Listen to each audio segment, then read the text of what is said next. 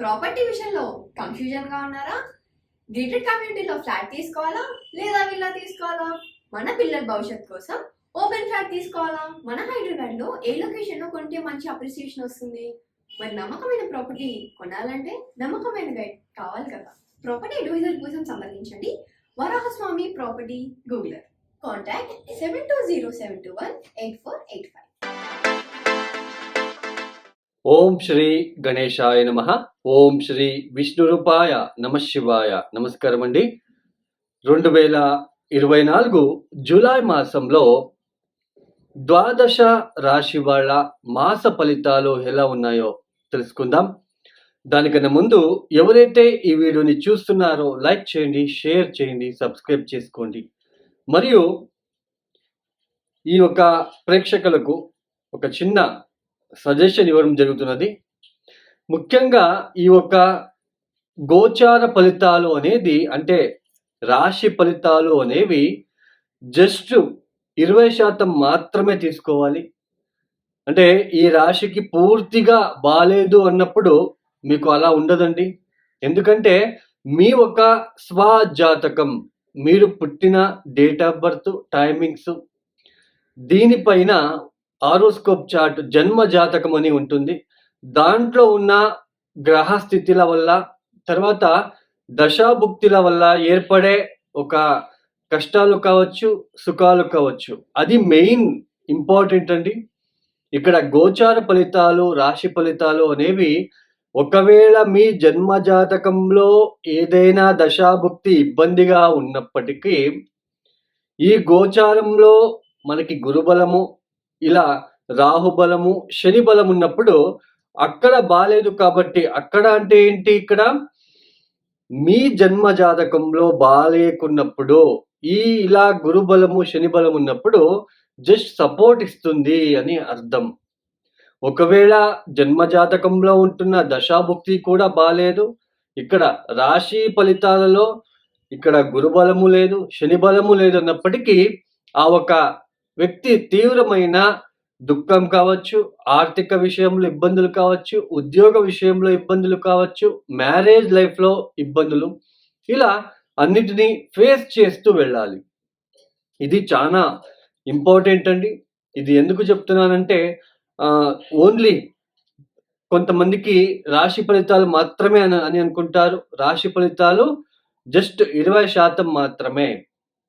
ఇంకా మిగతా 80% మీ జన్మ జాతకంలో ఉంటున్న గ్రహ దశల వల్ల వచ్చే, అది పాజిటివా నెగటివా, అది మెయిన్ మనం చూసుకొని ఈ యొక్క గోచారంలో ఉంటున్నది కూడా మనము మ్యాచ్ చేసుకొని మనము వెళ్ళాలి. సో అర్థమైంది కదండి. సో ఇక మీద ఈ యొక్క ద్వాదశ రాశి వాళ్ళ మాస ఫలితాలు ఎలా ఉందో తెలుసుకుందాం. దానికన్నా ముందు ఈ ఒక్క మాసంలో ఏ గ్రహాలు ఏ రాశిలో సంచారం చేస్తున్నాయని తెలుసుకుందాం. ముఖ్యంగా రాహు మీన రాశిలో సంచారం, కేతు కన్యా రాశిలో సంచారం, గురువు వృషభ రాశిలో సంచారం, తదుపరి శని భగవాన్ కుంభ రాశిలో సంచారం. అయితే ఈ మాసం నుంచి ఆయన వక్రించి సంచారాన్ని చేస్తున్నారు. వక్రగతి అంటే ఏం లేదండి, ఒక గ్రహం ముందుకు వెళ్తూ ఉంటుంది స్టడీ మోషన్లో. సడన్గా వక్రగతి అన్నప్పుడు ఆ ఒక గ్రహము ఒక సంచారం అనేది ముందుకు వెళ్లకుండా వెనక్కి తిరుగుతుంది. అంటే వెనక్కి చూపు. ఇప్పుడు ఒక మనిషి, ఇద్దరు మాట్లాడుతున్నారు అనుకోండి, పరస్పరంగా ఇద్దరు మాట్లాడుకుంటున్నారు. సడన్ గా ఒక వ్యక్తి వెనక్కి తిరిగి చూసినప్పుడు ఎలా ఉంటుందో అలా ఈ ఒక వక్రగతి అనేది వెనక ఉన్న రాశి ఫలితాలని మనం తీసుకోవాలి. సో శని వక్ర మార్గంలో సంచారాన్ని ప్రారంభం చేయబోతున్నారు. ముఖ్యంగా ఇక్కడ కుజుడు జూలై 12వ తేదీ వరకు మేషంలో సంచారం, తదుపరి వృషభ రాశిలో సంచారం చేయబోతున్నారు. సూర్యుడు జూలై 16వ తేదీ వరకు ఆయన మిథునంలో సంచారము, తదుపరి కర్కాటక రాశిలో సంచారము. శుక్రుడు జూలై 7వ తేదీ వరకు ఆయన మిథునంలో సంచారం, తదుపరి కర్కాటక రాశిలో సంచారము. ఇక్కడ శుక్రుడు జూలై 11వ తేదీ తర్వాత శుక్రుడు ఉదయిస్తున్నాడు అని అర్థం. ఇన్ని రోజులు మౌఢ్యమి జరిగింది, అంటే గత కాలంలో గురు మౌఢ్యమి జరిగి గురువు కూడా మనకి ఉదయించాడు. ఇక మీద శుక్రుడు ఉదయిస్తున్నాడు అని అర్థం. శుక్ర గురువుల యొక్క మనకి ప్లానెట్స్ చాలా ఇంపార్టెంట్ అండి. పెళ్లికి కావచ్చు, గృహ ప్రవేశానికి కావచ్చు, శుభ కార్యాలకి కావచ్చు, గురు మరియు శుక్రుడు చాలా ప్రముఖమైన పాత్ర వహిస్తారు. సో ఇక మీద శుక్రమౌఢ్యం అనేది వెళ్తూ ఉంది, ఆయన ఉదయిస్తున్నారు. ఇక్కడ బుధుడు జూలై 18వ తేదీ వరకు ఆయన కర్కాటక రాశిలో సంచారం, తదుపరి సింహ రాశిలో సంచారం చేయబోతున్నారు. ఈ ఒక గ్రహ సంచార రీత్యా ద్వాదశ రాశి వాళ్ళకి ఒక్క రాశిని మనము చూసుకుంటూ వెళ్దాము. Hi, my name is Gautam and I actually stay in Malkajgiri itself. Like, I had this back pain. It's been 1.5 years. I have tried many treatments like chiropathy, oil massage, physiotherapy especially, but it didn't work out as much like what I expected. I strongly suggest homeopathy because నేను personally allopathy చాలా suffer అయినా, and I definitely do not recommend allopathy. You people can carry on with the homeopathy. Area Malkajgiri and doctor name is like Nageshwar Rao and the clinic name is Neocare Homeopathy. ఇక తులారాశి, ఈ తులారాశి వాళ్ళకి ఈ ఒక మాసంలో రాహు, బుధ, శుక్రులు ఈ ఒక 3 గ్రహాల ఒక తాలూకు శుభ ఫలితాలని అందిస్తున్నాయి అని చెప్పుకోవచ్చు. అంటే ఈ 3 గ్రహాలు యోగిస్తున్నారు. సూర్యుడు అర్ధశుభుడిగా యోగిస్తున్నాడు అని చెప్పుకోవచ్చు. కాస్త మిశ్రమంగా ఉన్నాడు సూర్యగ్రహం అని చెప్పుకోవచ్చు. అయితే ఇక్కడ ముఖ్యంగా శని పంచమ స్థానంలో వక్రించబోతున్నాడు. తర్వాత ముఖ్యంగా ఇక్కడ కుజుడు జూలై 12వ తేదీ వరకు మేషరాశిలో అంటే సప్తమ స్థానంలో, తదుపరి అష్టమానికి వచ్చేస్తున్నాడు. అష్టమంలో ఆల్రెడీ గురువు గారి సంచారం జరుగుతున్నది. పైగా ఈ యొక్క కుజుడు కూడా అక్కడ రావడము. ఈ తులారాశి లేదా తులా లగ్నానికి గురువు మరియు కుజుడు పూర్తిగా అశుభ ఫలితాలను ఇచ్చే గ్రహాలు కాబట్టి ముఖ్యంగా తులారాశి వాళ్ళు తప్పనిసరిగా ఆరోగ్యం పట్ల జాగ్రత్తగా వ్యవహరించాలి. ఆకస్మికంగా డబ్బులు వచ్చే పనులు ఏదైనా సరే అది ఇల్లీగల్, అంటే ఆకస్మికంగా డబ్బు రావాలి అంటే మెయిన్ ఇల్లీగలే. సో బెట్టింగ్ లాంటివి, లేదా ఏదో ఎవరో చెప్తున్నారు అని ఏ దాంట్లోనో ఆన్లైన్ ద్వారా ఏదైనా ఇన్వెస్ట్మెంట్ చేయడం లాంటిది. సో వీటి వలన కూడా కాస్త డబ్బు విషయంలో జాగ్రత్తగా ఉండే ప్రయత్నం చేయండి. ఆరోగ్య విషయంలో జాగ్రత్తగా ఉండే ప్రయత్నం చేయండి. తర్వాత కొంచెం అపవాదం వచ్చే సూచనలు కూడా ఉంటాయి తులారాశి లేదా తులాలగ్నం వాళ్ళకి. అష్టమ స్థానంలో ఉంటున్న కుజ మరియు గురు వలన ఆరోగ్య విషయంలో, ఆర్థిక విషయంలో, అపవాదాల విషయంలో, తర్వాత రోడ్డు ప్రమాదాల్లో గురి అయ్యే అవకాశం, ఏదైనా ఇంజురీ జరగడం, అంటే అష్టమ స్థానం అంటే ఆకస్మికంగా జరిగే ఒక అపఘాతాలు కావచ్చు, ధన లాభం కావచ్చు, ధన నష్టం కావచ్చు. అష్టమ స్థానంలో కుజుడు లాంటి గ్రహం వచ్చినప్పుడు కాస్త మీరు జాగ్రత్తగా వహించాలి. వాహనం విషయంలో, వాహనం డ్రైవింగ్ చేసేటప్పుడు కూడా జాగ్రత్తగా ఉండే ప్రయత్నం చేసుకుంటే మంచిది. ఇక ముఖ్యంగా ఇక్కడ మనము బుధుడి కనుక చూసుకున్నట్లయితే బుధుడు జూలై 18వ తేదీ వరకు కర్కాటకంలో, తదుపరి సింహరాశిలో లాభస్థానానికి వస్తున్నాడు. ఎప్పుడైనా సరే ఎవరి జాతకంలో అయినా గుర్తుపెట్టుకోండి, నవమాధిపతి లాభస్థానంలో ఉన్నప్పుడు లక్ష్మీ కటాక్షాన్ని అంటాం.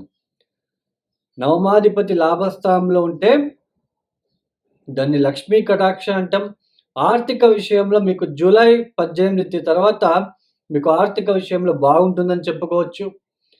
లబ్ధి అనేది చేకూరుతూ ఉంటుంది. ఆకస్మికంగా ధనయోగం, ఆకస్మికంగా అంటే మీరు ఎప్పుడో అప్పులు ఇచ్చి ఉంటారు, అది ఈ సమయానికి రావడం లాంటిది. సో ఇలా ఉంటుందని చెప్పుకోవచ్చు. అదే అష్టమాధిపతి లాభస్థానంలో ఉన్నప్పుడు వృథా డబ్బులు ఖర్చు అవుతూ ఉంటుంది, డబ్బు నిలకడ అనేది ఉండదు. సో నవమాధిపతి లాభస్థానంలో ఉన్నప్పుడు దాన్ని లక్ష్మీ యోగం అని అంటాం. నవమాధిపతి ఎవరి జాతకంలో అయినా లాభస్థానంలో ఉన్నట్లు కనుక అయితే ఎప్పటికీ డబ్బుకి విషయంలో కొలువు అనేది ఉండదు.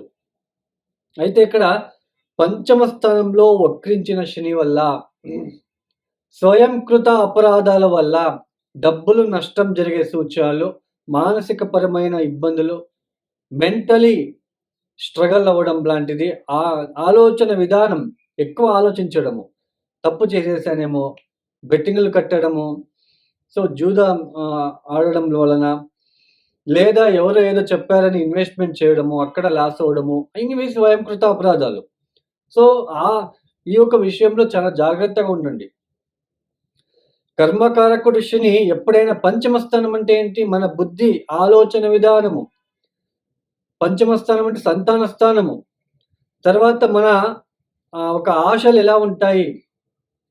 తర్వాత కొంతమంది అసూయ పడుతూ ఉంటారు. పంచమ స్థానం బలహీనంగా ఉన్న వాళ్ళు అసూయం ఎక్కువగా ఉంటుంది. అలాంటి జాతకులకు అసూయం ఎక్కువగా ఉంటుంది. వేరే వాళ్ళ ఎదుగుదల సహించలేరు వీళ్ళు. సో అలా పంచమాధిపతి వక్రించాడు కాబట్టి జాగ్రత్తగా ఉండే ప్రయత్నం చేయండి. ఈ తులారాశి వాళ్ళు ఉద్యోగం విషయంలో ఎవరైనా ఉద్యోగం వెతుకుతున్న వాళ్ళు, ఉద్యోగం కోసం ఉద్యోగ బదిలీల కోసం ప్రయత్నం చేస్తున్న వారికి ఈ ఒక మాసంలో అది కలిసి వస్తుందని చెప్పుకోవచ్చు. మొత్తానికి తులారాశి లేదా తులాలగ్నం వాళ్ళకి మిశ్ర ఫలితాలు గోచరిస్తున్నాయి.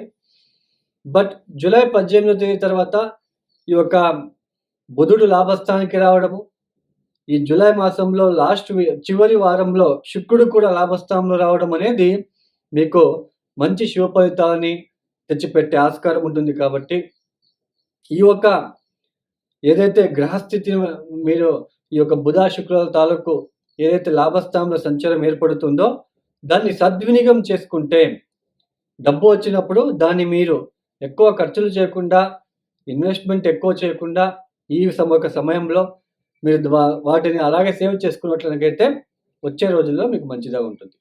సో ఇక తులారాశి తులాలగ్నం వాళ్ళు తప్పనిసరిగా చేసుకోవాల్సింది చూడండి, అష్టమ స్థానంలో ఉంటున్న గురువు మరియు కుజులకి శాంతి చేసుకోండి. కందిపప్పు, శనగలు నానబెట్టి రాత్రిపూట ఉదయాన్నే మీకు నచ్చిన దేవతకు పూజ చేసి, కాలభైరవుడు కావచ్చు, అమ్మవారు కావచ్చు, పూజ చేసిన తర్వాత ఏదైతే కందిపప్పు శనగలు నానబెట్టి ఉంటారో నీళ్ళని తీసేసి బెల్లం కలిపి ఎద్దులకి తినిపిస్తూ ఉండండి.